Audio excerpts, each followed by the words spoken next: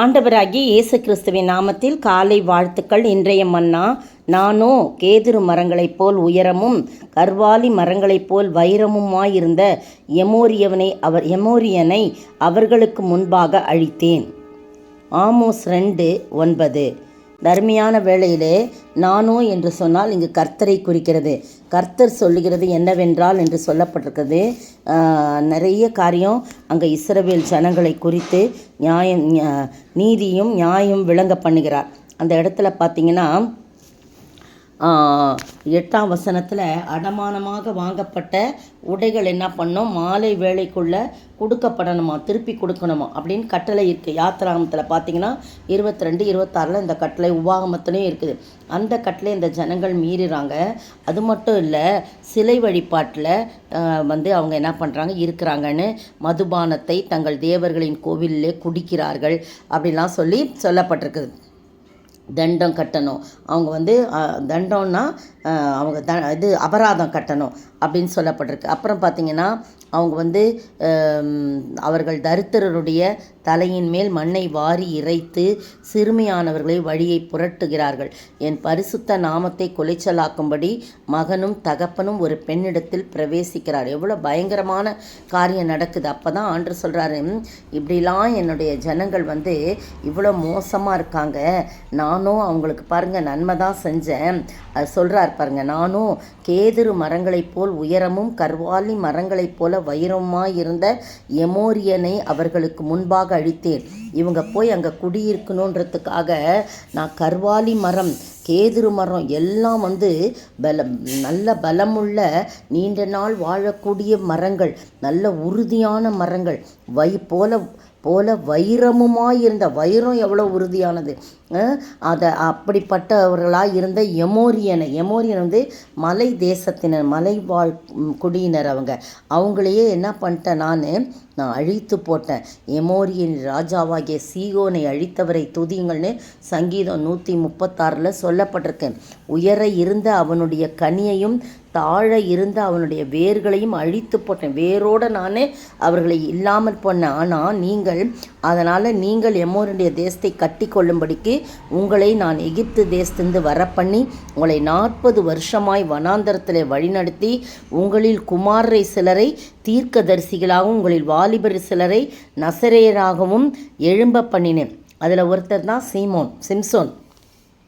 இஸ்ரவேல் புத்திரரே, இப்படி நான் செய்யவில்லையா என்று கர்த்தர் கேட்கிறார். எவ்வளோ பார்த்தீங்களா, அவ்வளோ மோசமான ஜனங்களாக இருந்தாலும் நான் உங்களை அழைச்சி உங்களுக்காக நான் அந்த உறுதியாக இருந்த அந்த எமோரியனை அழித்து உங்களுக்கு நீங்கள் அதை சுதந்திரிச்சுக்கணும் அப்படின்றதுக்காக நான் எல்லா காரியம் நான் செஞ்சேனே. ஆனால் நீங்களோ 12ஆம் வசனம் பாருங்கள், நீங்களோ நசரேயருக்கு திராட்சரசம் குடிக்க கொடுத்து தீர்க்கதரிசிகளை நோக்கி நீங்கள் தீர்க்கதரிசனம் சொல்ல வேண்டாம் என்று கற்பித்தீர்கள். இதோ கோதுமை கட்டுகள் நிறைபாரமாக ஏற்றப்பட்ட வண்டியில் இருக்கிறது போல நான் உங்களை நீங்கள் இருக்கிற ஸ்தலத்தில் இருத்துவேன் அப்படின்னு சொல்லிட்டு நிறைய காரியம் சொல்கிறத பார்க்குறோம். இந்த அருமையான வேளையில் நீங்களும் நானும் ஆண்டவருடைய அன்பை நினைத்து பார்க்குறோமா? அந்த 9-11 வசனத்தில் ஆண்டவர் எவ்வளவு துக்கத்தோடு சொல்கிறார். கர்த்தர் செய்த நன்மைகளை இஸ்ரவேலர் மறந்து போனாங்க. கர்த்தர் நமக்கு செய்தவற்றை நாம் நினைவில் வைத்திருக்கிறோமா? நாம் நன்றியுள்ளவர்களாய் இருக்கிறோமா? நாம் மறந்து போகிறவர்களாய் காணப்படுறோமா? யோசித்து பார்க்க வேண்டும். எவ்வளவோ காரியங்கள் அவர்கள் கர்த்தருக்கு விரோதமாய் செய்தாலும் கர்த்தரோ நானோ அப்படின்னு சொல்கிறேன். எவ்வளவு நமக்கு விரோதமாக எவ்வளவு பலசாலிகள் வந்தாலும் எவ்வளவு பேர் நமக்கு விரோதமாக பேசினாலும் கர்த்தர் நின்று உத்தரவு கொடுப்பார்.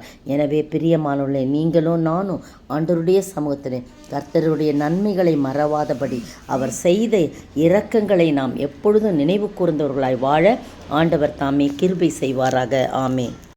ஆத்துமாவே நன்றி சொல்லு முழு உள்ளத்தோடே, கர்த்தர் செய்த நன்மைகளை ஒரு நாளும் மறவாதே. கர்த்தர் செய்த நன்மைகளை ஒரு நாளும் மறவாதே.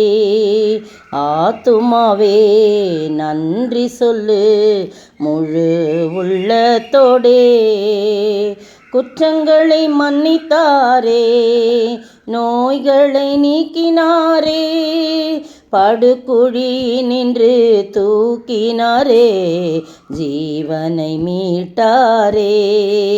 படுகுழியினின்று தூக்கினாரே, ஜீவனை மீட்டாரே. கர்த்தர் செய்த நன்மைகளை ஒரு நாளும் மறவாதே. ஆமாண்டவரே, ஸ்தோத்திரிக்கிற ஆண்டவரே. இஸ்ரவேல் ஜனங்கள் மறந்து போனார்கள் ஆண்டவரே. அப்பா, நீர் எவ்வளவாய் செய்தீர் எங்களுக்காய், இஸ்ரவேல் ஜனங்களுக்காய். பலசாலிகளாயிருந்த, வைரம் போல இருந்த கர்வாலி மரம், கேதுரு மரங்களைப் போல இருந்த அவர்களை அழித்து அவர்களுக்கு வழிவாசல்களை ஏற்படுத்தி கொடுத்தீரே. ஆனால் அவர்களோ கர்த்தாவை உம்மை விட்டு தூர போனார்களே. அதுபோல நாங்கள் நன்மைகளை மறக்காதபடி கடைசி வரைக்கும், ஜீவனுள்ள வரைக்கும், எங்கள் சுவாசம் ஒழியும் வரைக்கும் உமக்காக நிற்க நீர் உதவி செய்ய வேணுமாய் ஜெபிக்கிறோம். இயேசுவின் நாமத்தில் ஜெபிக்கிறேன் பிதாவே, ஆமேன்.